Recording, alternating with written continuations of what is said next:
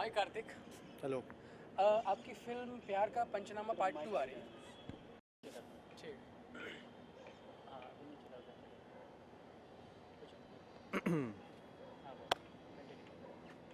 Hello Kartik. Hello. आपकी film आ रही है प्यार का पंचनामा पार्ट 2।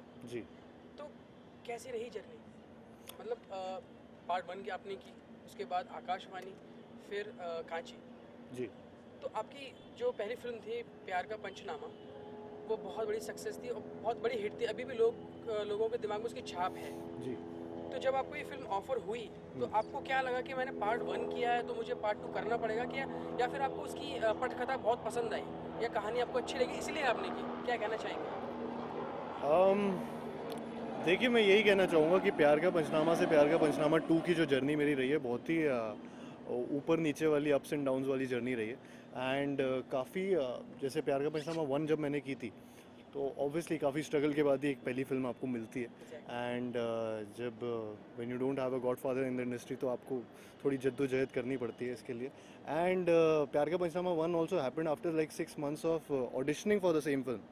तो उसके बाद जब प्यार का पंचनामा 1 हुई एंड देन आकाशवाणी हुई, तो आकाशवाणी मेरे को साथ ही साथ मिली थी। बेसिकली ऑडिशन आकाशवाणी का था, हुई फिल्म पहले प्यार का पंचनामा, फिर आकाशवाणी हुई। And Akaashvani is again close to my heart. वो बहुत ही जिन्होंने भी अभी तक वो आकाशवाणी आज तक बहुत कम लोगों ने देखी है, लेकिन जिन्होंने देखी है वो काफ़ी क्रिटिकली अक्लेम्ड फिल्म थी और काफ़ी लोगों को पसंद आई थी। तो वो थोड़ी सीरियस फिल्म थी। पहली वाली मेरी कॉमेडी फिल्म थी। तीसरी वाली जो कांची मैंने की थी उसमें थोड़ा एक्शन था। एंड कैरेक्टर्स तीनों के बहुत अलग रहे हैं। तो रज्जो से जो मैं गोगो के कैरेक्टर में अभी आया हूँ प्यार का पंचनामा 2 में, बेसिकली ऐसा कुछ मैंडेटरी नहीं था कि क्योंकि प्यार का पंचनामा 1 की है तो 2 भी करूँगा। उसमें ये चीज़ रहती है कि एक फेस वैल्यू प्यार का पंचनामा के साथ अटैच थी मेरी। जो मेरे डायरेक्टर जो लव सर हैं वो भी यही हमेशा से कहते हैं कि वो एक रिकॉल वैल्यू आती है जब आप सेम एक्टर को प्यार सीक्वल में लेते हैं। अदरवाइज़ उसका कुछ रिकॉल वैल्यू जो होता है वो और इससे ज़्यादा बड़ा है, क्योंकि वो मोनोलॉग वाली चीज़ थी उसमें। वो बाबू वाला जो कपल था वो बहुत चीज़ें लोगों से अटैच किया था और रिलेट हुआ था लोगों को। तो वो सारी चीज़ें काफ़ी आई थिंक प्यार का पंचनामा 2 में रिकॉल लाती हैं 1 की। बट उसके अलावा ये कॉन्सेप्ट वाइज पूरी अलग फिल्म है। प्यार का पंचनामा अगर आप देखोगे वो टोटली अलग है, कॉन्सेप्ट वाइज नहीं, द स्टोरी वाइज। तो वो फिल्म अलग है और ये फिल्म अलग है। थीम सेम पकड़ा हुआ है क्योंकि कैरेक्टर्स नए हैं, उनकी जर्नी अलग होगी। और कैसे इनकी भी लग रही है रिलेशनशिप में, वो प्यार का पंचनामा 2 में होगा। ये फिल्म जो सीक्वल है और ये या फिर जो सेम थीम पे आधारित है ये फिल्म, जी। जहाँ तक हम जानते हैं आप ही सिर्फ आप और आपकी जो ऑपोजिट हैं, जो आपकी एक्ट्रेस हैं, जी। वही हैं इस फिल्म जी। के जो पहले भाग 1 के जो पात्र थे। आप दोनों ने ही इस फिल्म को शायद अपने कंधों पे उठाया है। तो कितना मुश्किल था जी। नए लोगों के साथ ये काम करना? एक तो ये फिल्म का बहुत ही यूनिक चीज़ जो यूएसपी, एक वन ऑफ द यूएसपीज है, वो एक ब्रोमांस इस फिल्म में बहुत ज़रूरी है। जैसे कि अगर आप फिल्म में देखेंगे ज़िंदगी ना मिलेगी दोबारा या दिल चाहता है, या तो प्यार का पंचनामा भी एक ब्रोमांस वाली फिल्म होती है। उसमें मतलब जब आप दूसरी फिल्म वापस से उसका अगर सीक्वल हो रहा है, तो अगर उस सीक्वल में आप हैं और नए कैरेक्टर्स आपके साथ हैं, लेकिन वो फिल्म एज सच उस फिल्म का सीक्वल नहीं है, ये एक नई फिल्म है जिसका कॉन्सेप्ट बहुत लोगों ने सराहा है। तो वो ऑलरेडी एक एडेड चीज़, पॉजिटिव चीज़ आपके पास थी कि एक रिलेटेबल कॉन्सेप्ट है जिससे पूरी यूनिवर्सली हर कोई रिलेट करता है। And I am really happy कि ये कॉन्सेप्ट इस फिल्म में यूज़ हो रहा है, प्यार का पंचनामा 2 में भी वो हो रहा है। तो उससे कोई प्रेशर नहीं आने वाला। उससे इनफैक्ट एक एडेड वैल्यू है जो प्यार का पंचनामा, क्योंकि उसको स्टेटस भी जिस हिसाब से यूथ में वो कल्ट स्टेटस माना जाता है उस फिल्म का, वो एक एडेड लॉयल फैंस इसमें भी प्यार का पंचनामा 2 में आएंगे। तो वो तो अच्छी बात हो गई हमारे लिए। तो वो उल्टा हो गया कि कोई बर्डन नहीं मेरे ऊपर। मेरे को अच्छा ही लग रहा है यार कि एक्सपेक्टेशंस लोग जब आपसे रखने लगते हैं, इसका मतलब आप कुछ अच्छा कर रहे हो, इसलिए वो अगली वाली में एक्सपेक्टेशन रख रहे हैं। तो आई एम रियली हैप्पी। अच्छा, तो कितना कितना अलग रहा इन न्यू कमर्स के साथ काम करना, जो आपके पहले जो लिक्विड थे, जी। बहुत फेमस कैरेक्टर रहे हैं आपके उस फिल्म के। जी। तो ये जो दो आपके सह कलाकार हैं, इनके साथ कैसा एक्सपीरियंस रहा? कैसे देखिए, जब प्यार का पंचनामा 1 आई थी हम्म। तब ना लोग चौधरी जानते थे, लिक्विड जानते थे, रज्जो जानते थे, किसी को नहीं जानते थे। और प्यार का पंचनामा को नहीं जानते थे। जब वो आई तब वो कैरेक्टर्स एकदम से लोगों के दिमाग में, जहन में बैठ गए। प्यार का पंचनामा 2 के साथ भी यही होने वाला है। ये कैरेक्टर्स इतने डिफाइंड है, इतने अच्छे कैरेक्टर्स लिखे गए हैं। वही प्यार का पंचनामा 2 की खासियत भी है कि कोई भी कैरेक्टर एक दूसरे की कैरेक्टर स्पेस में नहीं जा पाता। हर किसी का एक यूनिक डायरेक्शन है और एक कैरेक्टर है, डिफाइंड है, जो कि अगेन जब लोग देखेंगे ये फिल्म तो वो भूल जाएंगे प्यार का पंचनामा 1 क्या थी। प्यार का पंचनामा 1 एक अलग फिल्म की तरह याद रखेंगे और प्यार का पंचनामा 2 को एक अलग फिल्म की तरह याद रखेंगे। तो ऐसा कुछ ये नहीं होने वाला कि उस फिल्म से कुछ, वो ये है कि टाइटल सेम है, थीम सेम है, थोड़े बहुत लोग सेम है, रिकॉल बढ़ता है उसका, लेकिन उसके अलावा ये फिल्म एक बहुत डिफरेंट कैरेक्टर्स की डिफरेंट जर्नी है। तो उसमें लोग बहुत इन्जॉय करने वाले हैं और वो ये कैरेक्टर्स लेके अब घर जाने वाले हैं। पार्ट 1 में आपने 5 मिनट का एक मोनोलॉग बोला था जी। जो लोगों अब तक शायद किसी एक्टर ने नहीं किया है। जी तो और सेम रिपीट हो रहा है इसी जी में, जी। मतलब अलग लाइंस के साथ, अलग इमोशंस के साथ। हाँ। कितना मुश्किल था उसको याद कर पाना, और क्या वो एक ही टेक में था या बहुत सारे टेक लिए गए? जी एक ही सिंगल शॉट है वो। उसकी खासियत ये है, उसको मोनोलॉग ही इसलिए बोल रहे हैं क्योंकि वो सिंगल शॉट में हुआ था एंड उसमें कोई कट्स नहीं है को। तो जो ये वाला लिया था पिछली बार वाला 5 मिनट का था, ये वाला मैंने जो एक्चुअली किया था वो 12 मिनट का वन शॉट था, सिंगल शॉट था। टेक्स तो ऑब्वियसली आप लेते हैं, टेक्स मेरा दूसरा टेक इसका ओके टेक था। पहले वाले टेक में पता नहीं कुछ तो गड़बड़ हुई थी, एक फंबल हुआ था, उसकी वजह से पूरा टेक खराब हो लेकिन गया था था। वो एक ही फ्लो में। लेकिन वो भी एक फ्लो में था। मैं आई थिंक 9वें या 10वें पेज पे था तब मेरा पहला एक फंबल हुआ और वो रीटेक हो गया। तो वो सेकंड टेक पे फिर मेरे को करेक्ट करके बार बार मैं रिपीट कर रहा था, फिर वो फ्लो वापस। तो इसमें क्या होता है, मोनोलॉग में सबसे बड़ी दिक्कत ये आती है कि जब आप एक टेक दे दो तो दूसरा टेक आपको स्टार्ट से शुरू करना है। Exactly. अब वो स्टार्ट के जो 3 मिनट होते हैं ना या 2 मिनट होते हैं, वो बहुत अखरते भी है दिमाग में, और आपको वो चीज़ दिमाग से हटा के रखनी पड़ती है कि यार ये नई चीज़ कर रहा हूँ, पहली बार कर रहा हूँ। तो वो एक बहुत अखरता है कि यार वापस से वहाँ तक जाओ जहाँ गलती की थी और फिर उसके आगे का। तो वो एक मोनोलॉग में बहुत था, क्योंकि ये 12 मिनट का बोल रहा था तो दूसरा टेक मतलब 24 मिनट तक जाएगा। तो वो एक चीज़ थी। लेकिन उसके अलावा हाँ, शॉर्ट 12 मिनट का किया था। फिल्म में आई थिंक वो छोटा करके या कंसाइज करके 7 या 6 या 7 का रखेंगे, क्योंकि फिल्म छोटी रखनी पड़ती है। तो कितना टाइम लग गया उस एक पर्टिकुलर डायलॉग को याद करने में? आई थिंक उसको याद करने में मेरे को टाइम ज़्यादा मिला ही नहीं था। हम लोग शूट कर रहे थे एक सेट पे, और मोनोलॉग क्या है, इतना हाइप्ड था, वो प्यार का पंचनामा 1 की यूएसपी बन गया था, और प्यार का पंचनामा की यूएसपी बन गया था मोनोलॉग। तो उससे क्या है कि वो इतना हाइप्ड था कि लव सर ने वो छुपा के रखा था, स्क्रिप्ट भी दी थी तो बिना मोनोलॉग की दी थी। तो पूरे जब शूट कर रहे थे तब तक मैं पूछ रहा था कि सर अब 1 हफ्ता रह गया, अब तो दे दो मेरे को मोनोलॉग। तो 25 पेज की एक स्क्रिप्ट लाए थे जो पूरा मोनोलॉग था, उसको उनने मेरे को सुनाया और मेरे को बोला ये है। तो मेरे कहा सर 25 पेज, अभी पूरा दिन रात में ये शूट कर रहा हूँ, मैं याद कब करूँगा, बोलूँगा कब, परफॉर्म कब कर। तो उनने बोला नहीं नहीं कोई बात नहीं, वो टेंशन मतलब 12 पेज का होगा। मैं टेंशन मतलब 12 पेज का भी कुछ होता है। तो 12 पेज का फाइनली कैसे भी वो विद इन अ वीक, जिसमें I think I was shooting for the same film only day and night, तो मैंने बस वो रिकॉर्ड कर लिया था, वॉइस मेमो बना लिया था उसका, वो सुनता रहता था। तो उसके सुनने से थोड़ा सा एक बार बार याद होता रहा and that's how I did it. जो पार्ट 1 में थे, जी। जो आपके सह कलाकार थे, उनके कभी फ़ोन्स आए कि हाँ we are missing this movie, और कुछ ऐसा हुआ कि मतलब उनको क्यों नहीं लिया गया? मतलब आप तो हैं ही। यार मेरे साथ क्या था, मैं 20 साल का था जब प्यार का पंचनामा 1 की, और बहुत छोटी उम्र में मैं लॉन्च हो गया। एंड उसके पहले मैं 17 साल से जब 17 साल का था तब से मैंने इंडस्ट्री में आने की वो कर दी थी। 3 साल से स्ट्रगल कर रहा था, ऑडिशंस दे रहा था इधर उधर, एक्टिंग सीख के आया था, तो ये सारी चीज़ें कर रहा था। लेकिन जब ये फाइनली प्यार का पंचनामा हैपेंड तो मैं बहुत उम्र में फिर भी छोटा था। तो वो 20 से जो अभी प्यार का पंचनामा 2 बन रही है, 25 की एक उम्र होती है ना, उसमें एक बॉय टू मैन का एक कन्वर्जन होता है। तो आपकी शक्ल, आपके बोलने का तरीका, आपकी हर चीज़ में ना बहुत चेंजेस आ जाते हैं। वो मेरे साथ काफ़ी आई थिंक वो मेरे लिए हेल्पफुल भी रहा शायद से।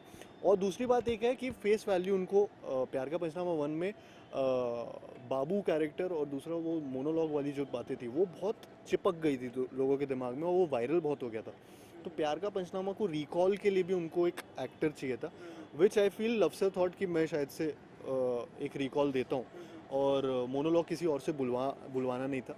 And he believes in me as an actor. which is a big thing for me. And he and Kumar ji and Abhishek, मतलब they have been there for me जब से मैं इंडस्ट्री में स्टार्ट किया हूँ, और उनकी फिल्म प्यार का पंचनामा 1 से स्टार्ट किया हूँ, तो आकाशवाणी भी उनकी थी, तो आई थिंक वो एक बिलीफ सिस्टम भी बन गया। तो ये 3-4 चीज़ें ना सब मेरे लिए काफ़ी काम आ गई ये चीज़। एंड या दूसरा मैं तो हुई अच्छा। Exactly, बिल्कुल। अब जब आप पार्ट 1 कर रहे थे जी। तो तभी डिसाइडेड था कि पार्ट 2 भी बनेगा? नहीं, तब एक्चुअली डिसाइडेड नहीं था। तब प्यार का पंचनामा सिर्फ एक कॉन्सेप्ट डिसाइड किया था। तब तो आई थिंक 2010-11 पे इतनी सीक्वल्स भी नहीं बन रही थी। उस टाइम बस 2009 से आई थिंक इसकी प्लानिंग चल रही थी, जब मैं था भी नहीं इसमें। तो सीक्वल का तो मेरे को एक्चुअली तब तक पता नहीं था। सीक्वल की बातें जब फिल्म बनी, हिट हुई, उसके बाद लोगों ने बोलना चालू किया कि इसका सीक्वल कब आएगा, क्योंकि तब सीक्वल का एक अचानक से ज़माना आ गया था। तो लोग आके, कॉलेज स्टूडेंट्स, कॉलेज की लड़कियां इनफैक्ट, मतलब कितने लोगों ने मेरे को बोला है कि इसका सीक्वल आना चाहिए, ये एक फिल्म है जिसका सीक्वल आना चाहिए। तो वो आई थिंक उस चीज़ से ना फिर ये बना कि नहीं, सीक्वल तो बना रहे थे, बट उसकी राइटिंग में फिर टाइम इतना लिया कि 3-4 साल तक लिखते लिखते कैरेक्टर्स इतने डिफाइन किए, एंड देन फाइनली जब वो कंप्लीट हुआ तो फिर अब फिल्म आपके सामने है। ऐसा। कार्तिक, जैसे पहली फिल्म लिखी जा चुकी थी और बहुत छा गई थी लोगों के जी। दिलों पे, तो जब दूसरी फिल्म लिखी जा रही थी तो कुछ आपने आप उस पटकथा में अपने एक्सपीरियंसेस शेयर किए कि सर ये भी डाल दीजिए, ये भी डाल दीजिए, कभी कुछ ऐसा भी हुआ था, या कुछ और लोग भी शेयर कर रहे थे कि ये भी लिख दीजिए, या फिर एक ही I think Luv sir self sufficient है। उनने जो लिखा है वो उसमें कुछ ऐड करने की ज़रूरत ही नहीं। वो सारी चीज़ें इतनी ज़्यादा रिलेटेबल हैं ऑलरेडी। तो कुछ भी आप ही होते हो जो ऐसे बोल रहे होते यार ये तो मेरे साथ भी हुआ है, ये आपके साथ भी हुआ है या आपने कहाँ से लिखा है। लेकिन वो काफ़ी ऐसी चीज़ें होती हैं जो आप अपने दोस्तों में ऑब्जर्व करते हैं और उनके साथ हो रहा होता है, क्योंकि आप ऑब्जर्व कर रहे हो, आपको पता है उसकी कट रही है और वो समझ नहीं रहा है, वो प्यार में अंधा हो चुका तो है। लगभग मतलब एक्टिंग नहीं, आप जी रहे थे उसको? हाँ, जी रहा हूँ, अभी भी जी रहा हूँ। लेकिन वो बात ये है कि आप जीना, असल लाइफ में जीना और कैमरा के सामने जीना, कि कोई आपको बोल दे कि अपने जैसा आप बिहेव करो, वो सबसे ज़्यादा डिफिकल्ट पार्ट हो जाता है। तो I feel I am blessed that way कि प्यार का पंचनामा हैपेंड फॉर मी, एंड प्यार का पंचनामा 2 इज हैपनिंग। बिल्कुल। तो जब ये फिल्म आपको ऑफर की गई या बताया गया कि सीक्वल बन रहा है, तो कुछ मतलब खुशी हुई या प्रेशर आ गया कि मुझे यार पार्ट 1 की कंपैरिजन में और अच्छा करना? कुछ ऐसा था कि हाँ देख लेंगे, इसके स्क्रिप्ट पढ़ लेंगे और जो भी होगा दिखाया जाएगा, कुछ ऐसा एटीट्यूड था? आई थिंक मैं बस ये बात से वो था कि प्यार का पंचनामा 1 में ऐसा क्या रह गया था जो प्यार का पंचनामा 2 में नहीं दिखा पाएंगे, क्योंकि मुझे स्क्रिप्ट नहीं पता थी। तो तब मेरे को थोड़ा सा कन्फ्यूजन था कि यार ये क्या हो रहा है। लेकिन जब नरेशन हुआ, it was we were in splits, मतलब it was a hilarious narration. हम लोग ऐसे थे कि शिट, ये सब भी बचा था, ये सब भी होता है, ऐसे कैरेक्टर्स, ऐसा वो सारी चीज़ों ने ना एकदम कॉन्फिडेंस बूस्ट कर दिया था कि यार प्यार का पंचनामा 1 में जो था वो अलग था, अब ये कैरेक्टर अलग है, इसके साथ ये चीज़ें बहुत सही हो रही। तो वो काफ़ी रिलेटेबल। आप अब ट्रैक जब फिल्म देखेंगे, तब उसमें ट्रैक्स देखेंगे तो आपको समझेगा मैं क्या एक्चुअली बोल रहा हूँ। वो बहुत फ़नी चीज़ें हैं जो एक्चुअली होती हैं रियल लाइफ में। तो अलग अलग कैरेक्टर्स के साथ ना अलग अलग स्टोरीज डेवलप हो जाती हैं जो रियल लाइफ में रिलेटेबल होती हैं। तो ऐसा प्यार का पंचनामा के 3 कैरेक्टर्स ऐसे दिखाए थे, ऐसे दुनिया में तमाम कैरेक्टर्स हैं, तो उसके साथ बार बार बन सकता है, तो वो वाली चीज़ है। कार्तिक, फिल्म का कोई बेहद मुश्किल सीन जो आपको अभी भी याद आता है और रोंगटे खड़े हो जाते हैं कि यार वो चीज़ मुझे याद आती है और उस वक्त ये घटना घट गई थी, तो उसको आपने कैसे ओवरकम किया, कैसे संभाला? कुछ ऐसा कुछ आप हमारे साथ शेयर करें ये वाली फिल्म में इसी वाली फिल्म में। आई थिंक ऐसे कुछ रोंगटे खड़े करने वाला कोई सीन प्यार का पंचनामा 2 में नहीं हो कंफ्यूज हो सकता। गए हो आप या परेशानी आई? मेरे को मोशन सिक बहुत होता है। तो हम लोग यॉट में शूट कर रहे थे, एक गाना है हीरे। तो वो गाने के शूट के टाइम पे यॉट में बीच समुंदर में एक तो मोशन सिकनेस हो रहा है, उसके ऊपर से बोल दिया था कि समुंदर में कूदना है। अरे बाप रे। तो वो एक था जिस टाइम में ऐसा था कि भाई मैं पहली बार यॉट में बैठ रहा हूँ, मेरे को मोशन सिक हो रहा है और आप अब बोल रहे हो कूद जाओ। तो वो एक नॉर्मल सी बात थी, मोन्टाज था। उसके अलावा ऐसा सच कुछ किसी चीज़ में ऐसी डिफ़िकल्टी नहीं आई। बहुत सारे अच्छे सीन्स हैं। मैं बताऊंगा कि अगर इसमें बहुत ही यूनिक तरीके का एक ब्रेकअप सीन है जो बहुत अच्छा लगेगा लोगों को। आई एम श्योर जब वो देखेंगे तो वो ऐसे वो आज तक ऐसा किया नहीं गया। एंड मोनोलॉग ऑब्वियसली आप मतलब वो तो पूछने वाली बात ही नहीं है कि मोनोलॉग अब आप उसका रीटेक अगर हो जाए तो वो मेरे को थोड़ा सा ऐसा लगता था शिट अब रीटेक क्यों हो रहा है। वो एक बात है, क्योंकि मोनोलॉग एक डिफ़िकल्ट चीज़ है कि आप स्टार्ट टू एंड तक पूरा without fumble, without any tension and performance के साथ आप जब करते हैं तो रिपीट करने में ना आपको वापस से वो फ्लो लाना थोड़ा डिफिकल्ट हो जाता है, बट देन रिलेटेबल है इसलिए राइटिंग की वजह से वो हेल्पफुल हो जाता है। जैसे डायरेक्टर आपसे कहते हैं कि कार्तिक आपको ये सीन करना है और आपको थोड़ा अटपटा सा लगता है कि यार ये ऐसा क्यों, अगर थोड़ा ऐसा हो जाए तो ऐसा कुछ डिस्कशन चलता है, आप कुछ इम्प्रोवाइजेशन करते हैं, आप या अ, आपके कोई भी कलाकार? ऐसा कई बार होता है, आप कई बार ऐसी डिस्कशंस में पढ़ते हैं जहाँ पे आपको ऐसा लगता है कि आपका पॉइंट सही है और सामने जो डायरेक्टर हैं या फिर कोई और है जिनका पॉइंट उनको लग रहा होता है, या को एक्टर ही क्यों ना सही, किसी ना किसी को ऐसा लगता है। एंड कई बार ऐसी चीज़ें होती हैं जिसमें आप बिलीव करते हैं लेकिन वो शायद से वो सही नहीं होती उस टाइम के लिए, क्योंकि आप कुछ और आपने देखा हुआ होता है कहीं पे और आपने कुछ और परसीव किया होता है, उसके हिसाब से आप सोच रहे होते हैं, विच आई फील मेरे साथ ऐसा काफ़ी बार हुआ है। और मैं काफ़ी चीज़ों में कई बार गलत भी हुआ हूँ लेकिन कई बार सही भी हुआ हूँ। एंड लेकिन वो होता है कि it's a vision of someone जिस पे मैंने ट्रस्ट किया है, तो वो विजन में वो शेयर करते वो सारी बातें ना नरेशन के पहले सोचने से इन सारी चीज़ों के पहले होता है कि सर वो अगर एक ऐसा सीन अगर होता तो वो वैसी बातों की बात कर रहा हूँ मैं। लेकिन जब एक बार आप फिल्म में घुस गए हो उसके बाद वो उनका विजन है, वो लव सर का विजन है या ABC जो भी डायरेक्टर है उनका विजन है, जिसने फिल्म लिखी है उनका विजन है। मुझे उनके किरदार उनकी तरह से निभाने वो वाली चीज़ होती है। लेकिन शुरू में जब आप किरदार की बातें कर रहे होते हैं, कैरेक्टर्स जब स्केच होता है तब आप आइडियाज़ दो, लेकिन उसके बाद एक बार जब कन्विंस हो गया तो फिर इट्स देयर फिल्म। कन्विंस्ड होने के बाद इम्प्रोवाइजेशन की जगह रहती है, आप करते हैं? बहुत बहुत इम्प्रोवाइजेशन मैं बिलीव करता हूँ कि काफ़ी सीन्स ऐसे होते हैं जो आप कई बार नेचुरली जब इम्प्रोवाइज कर जाते हैं तो वो एक मैजिक मोमेंट क्रिएट हो जाता है और मैं उसमें बिलीव करता हूँ।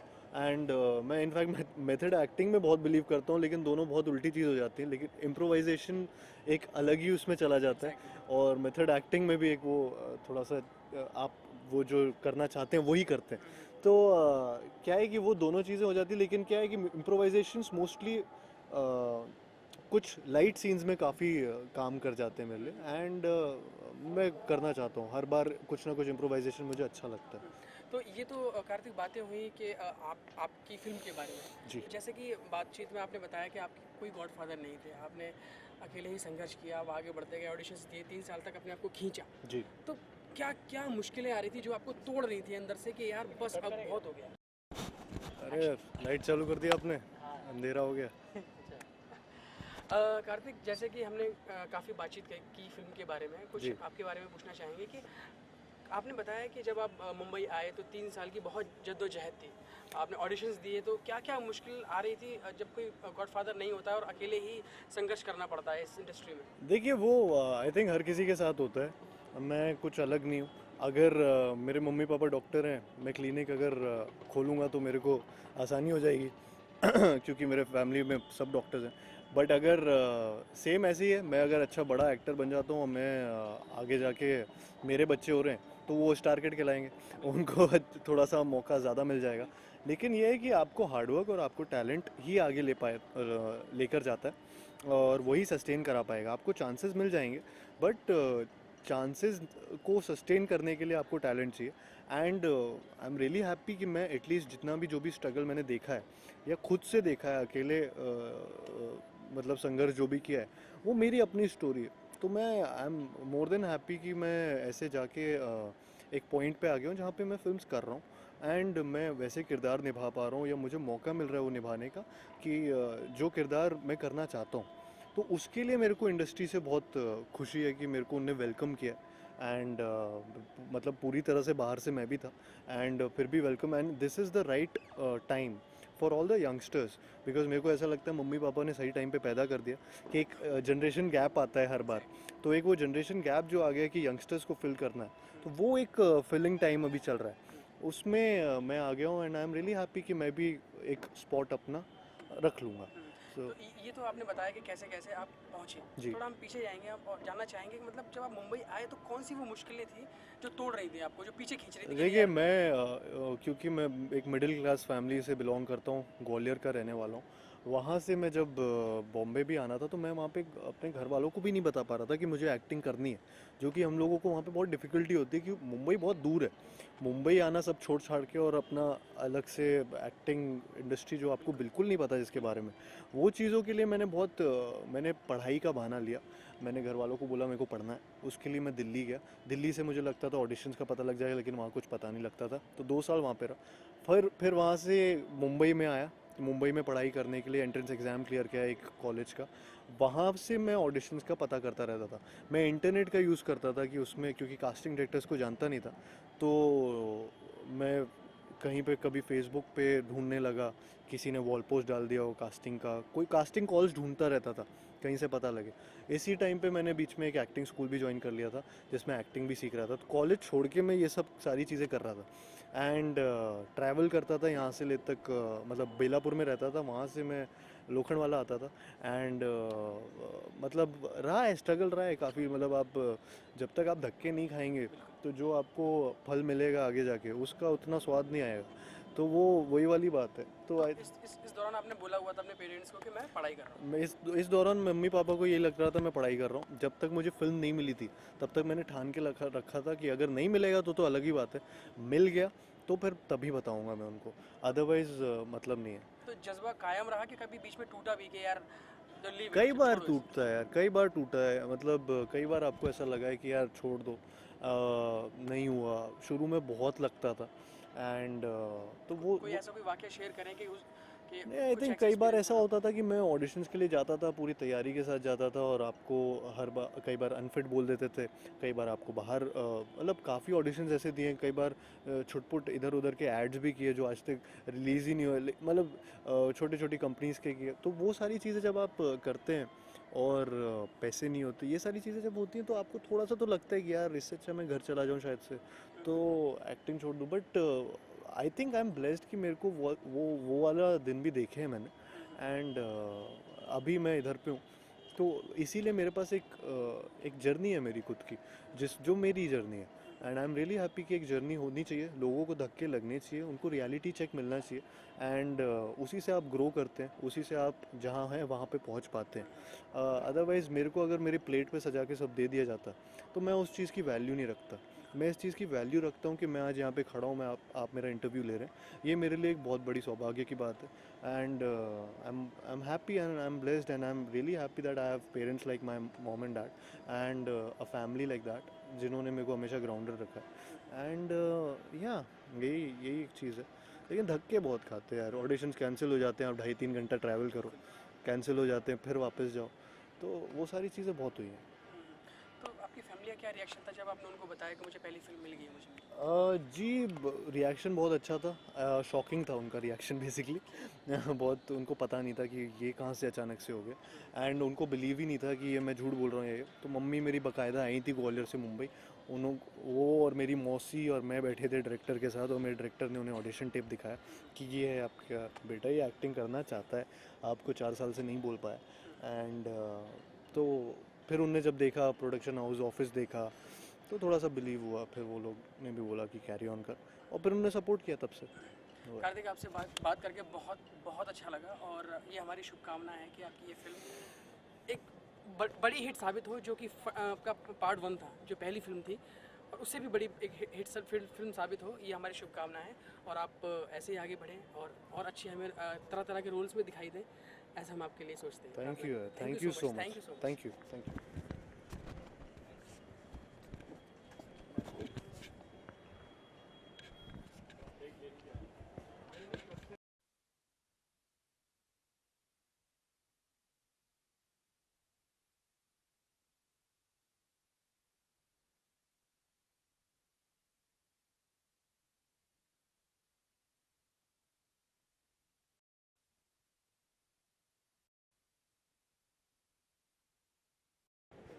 चलो, हाँ, तो मैं क्या बोल रहा था? आप बता रहे थे कि अपनी फिल्म के बारे में कुछ बता रहे थे आप। हाँ नहीं, कुछ तो बता रहा था, मैं भूल ही गया। हाँ, तो अभी सभी लोग साथ में, जो पहले की कास्ट थी वो भी साथ में? नहीं नहीं, वो तो अभी बताया तुम्हें मैंने कि वो नहीं है। हाँ हाँ, तो अभी साथ में फिल्म नहीं देखेंगे? साथ में फिल्म देखेंगे, क्योंकि टिकट तो बढ़ानी है, बॉक्स ऑफिस का रिजल्ट बढ़ाना है, बिल्कुल तो बिल्कुल उसके लिए देखनी पड़ेगी साथ में। देखते हैं क्या बिल्कुल होगा। बिल्कुल बिल्कुल। हिट करा देना, तुम भी चले जाना देखने। भाई 2 बार देखूंगा। 2 बार बस। मैंने सोचा 20 बार बोला।